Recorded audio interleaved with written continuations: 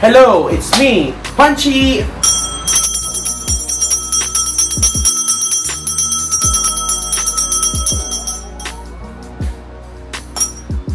Alright, so today, finally, ipapakita ko na sa inyo yung ating munting tiny house. Yay! So matagal ko na talagang minanifest na magkaroon ako ng tiny house, magkaroon ako ng home gym, magkaroon ako ng vegetable garden. And finally, thank you Lord, natupad na rin yung ating pangarap. Thank you so much. So nga pala, before we begin, yung ating tiny house is maliit lang talaga siya. Like, parang kasing size lang nitong kwarto ko, nag-extend lang ng konti. I believe it's around 22 or 24 square meters. And papakita sa inyo yung layout ng bahay. Ganito yung layout niya. Tadaan!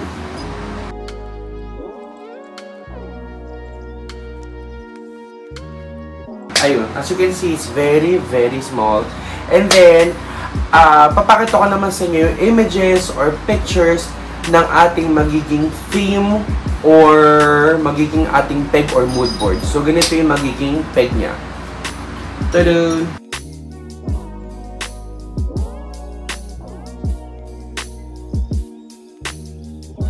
So, yeah, tignan na natin yung ating munting bahay. And, yeah, pakita ko na sa inyo.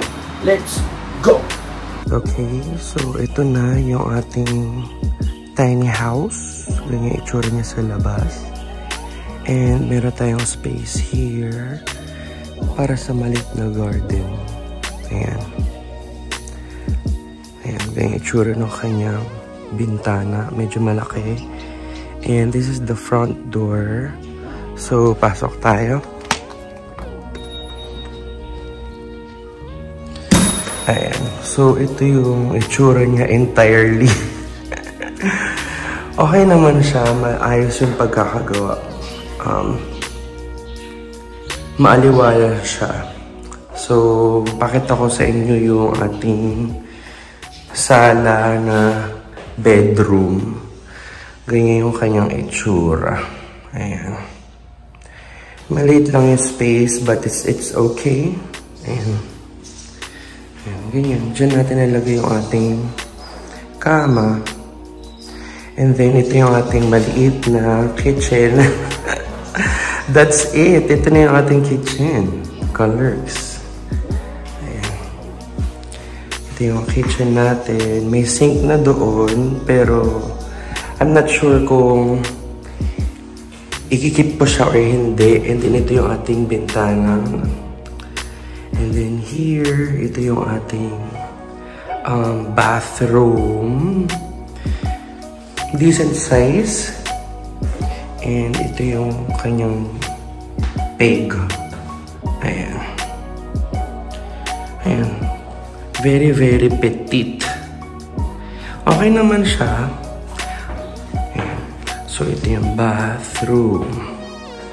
Ayan. Mag 360 muna tayo. So, ito yung ating bedroom, sala, ito yung front, and ito yung wall, may dalawang outlet dyan, and then ito yung kusina. That's it.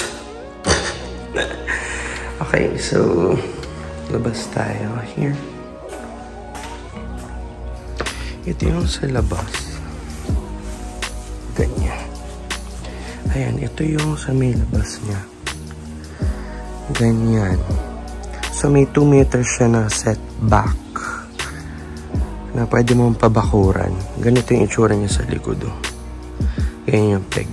However, kinuha natin end unit. Pwede tayo magtanim here. Ang saya-saya. So, ganyan yung likod. Okay naman. And let's see. Ito na yung ating maliit na garden. Excited na ako magtanim.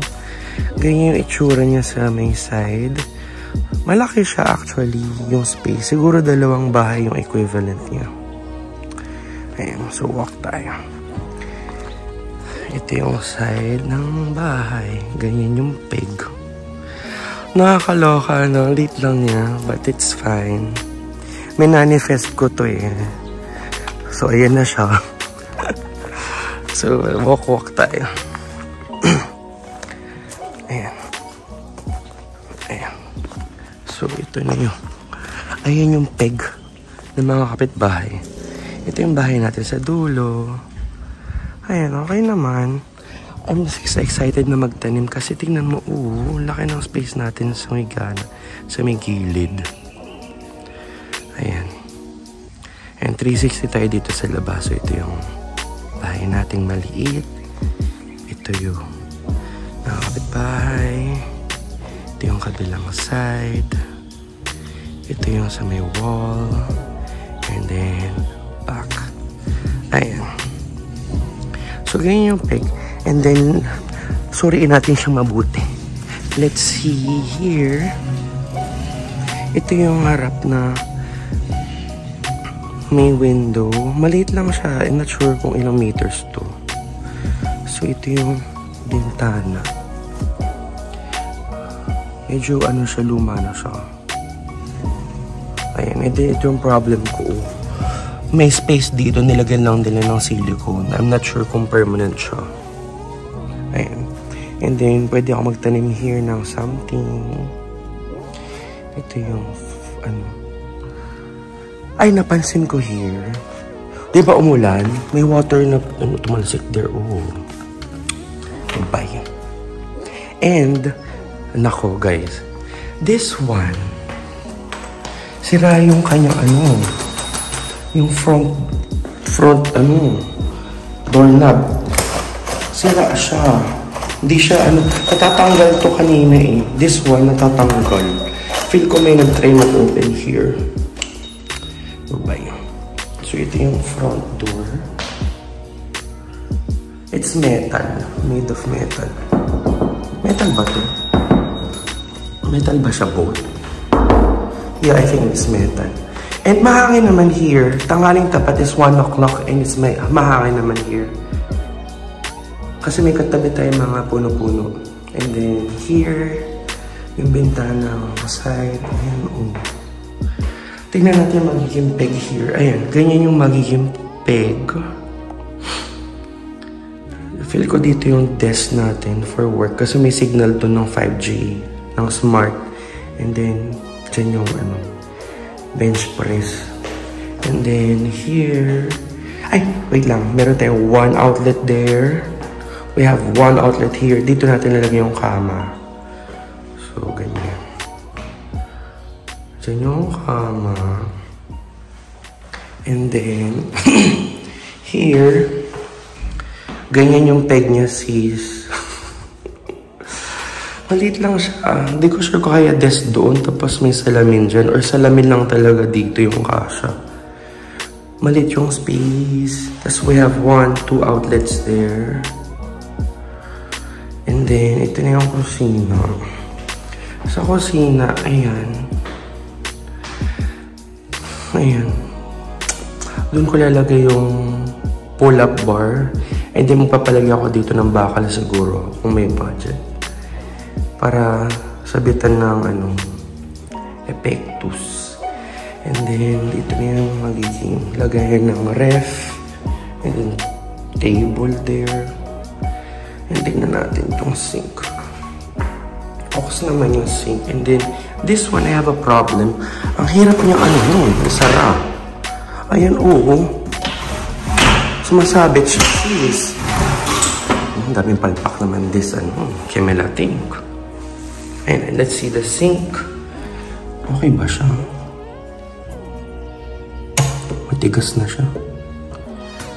And let's see ito sa ilalim. Mukha naman bago ito, Yeah, yung trap. Ayan ang kusina. And then CR. Let's inspect thoroughly.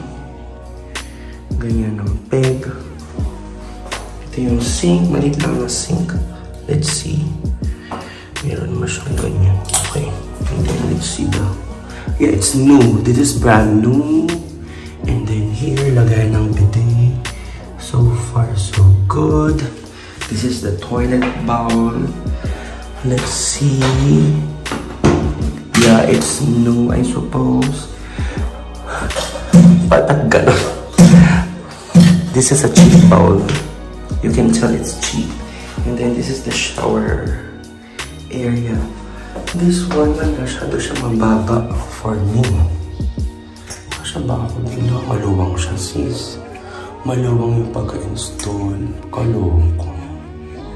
Maluwang. And then, here yung knob. Matigas siya. Ito na yung matigas rin siya. But it's okay.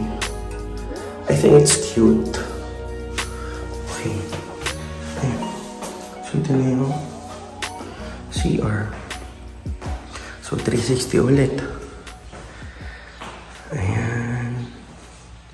Ayan. Ayan. Tapos labas tayo ulit.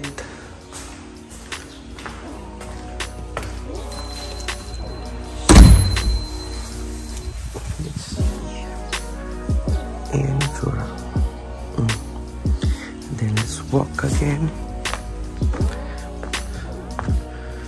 Whew. In fairness, mahangin here kasi may mga puno-puno naman siya. In fairness. And we're back. Ayan. Close na natin. Sira yung doorknob. Sinira. Ayan na siya. Aray ko puta. Ayan. Ayun. So, nakita na natin yung ating munting bahay. It's very, very cute. Very, very petite. Very, very demure. So, yeah. I'm really, really excited na talaga na lumipad doon. Excited na ako magtanim. Excited na ako ma-design yung bahay at gamitin yung ating home gym equipments. So, thank you so much guys for watching my vlog. And this is gonna be another era or another chapter of my life that I'm excited for. Solo living. And dadaling ko kayo. Sasama ko kayo sa ating solo living journey. So thank you so much for watching my vlog guys. And I love you so much. Bye-bye.